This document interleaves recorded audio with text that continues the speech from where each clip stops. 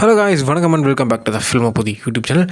நம்ம அல்லு அர்ஜுன் அவர்கள் பார்த்தீங்கன்னா புஷ்பா படத்தோட ஒரு மிகப்பெரிய வெற்றிக்கு அப்புறம் நம்ம அட்லி அவர்கள் கூட தன்னோட 22வது படத்தை பண்ண போகிறாரு. இந்த படம் அட்லி அவர்களுக்கு 6வது படம், அதுவும் சன் பிக்சர்ஸோட, அதுவும் அல்லு அர்ஜுன் அவர்கள் கூட நம்ம அட்லி டேட் பண்ணுறாரு.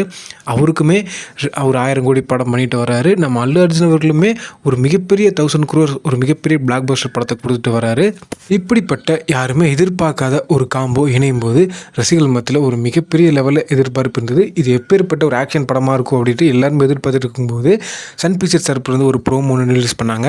அந்த ப்ரோமோவில் இது ஒரு சாதாரண ஆக்ஷன் கமர்ஷியல் படம் இல்லை, இது சயின்ஸ் ஃபிக்ஷன் ஃபேண்டசி எல்லாம் கலந்த ஒரு ரொம்பவே டிஃப்ரெண்ட்டான ஒரு ஹை பட்ஜெட் படம் அப்படின்றது நம்மளுக்கு தெளிவாக தெரிஞ்சுது. அதை தாண்டி நிறைய பெரிய பெரிய ஹாலிவுட் படங்களுக்கு விஎஃப்எக்ஸ் ஒர்க் பண்ண டீம் பார்த்தீங்கன்னா இந்த படத்துக்கு விஎஃப்எக்ஸ் ஒர்க் பண்ணியிருக்கிறாங்க. கிட்டத்தட்ட 950 கோடி ரூபா பட்ஜெட்டில் உருவாகக்கூடிய இந்த படத்துக்கு நம்ம சாய் அபியங்கர் அவர்கள் தான் மியூசிக் போட்டிருக்கிறாரு.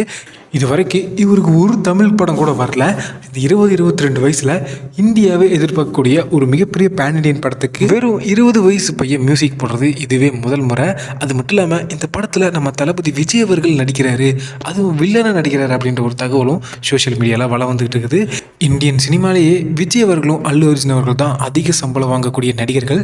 இந்நிலையில் இவங்க 2 பேரும் ஒரே படத்தில் சேர்ந்து நடித்தா அந்த படம் எந்த அளவுக்கு வசூல் அடிக்கும் அப்படின்றது யோசிச்சு பார்த்தாலே தலை சுத்துதுங்க.